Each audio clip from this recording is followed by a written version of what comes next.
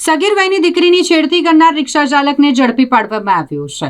Passenger તરીકે રિક્ષામાં Bessel ફરિયાદીની સગીર વયની દીકરીની એકલતાનો લાભ ઉઠાવી રિક્ષા ચાલક દ્વારા આ સગીર વયની દીકરી સાથે છેડતી કરવામાં આવી અને જે અંગે ફરિયાદીએ વારસિયા પોલીસ મથકે ફરિયાદ નોંધાવી. વારસિયા પોલીસ દ્વારા આ રિક્ષા ચાલકને ઝડપી પાડવામાં આવ્યો છે. રીતેશ માળી નામના રિક્ષા ચાલકને ઝડપી પાડી તેની રિક્ષા પણ કબજે લઈ કાયદેસરની કાર્યવાહી પોલીસે કરી છે.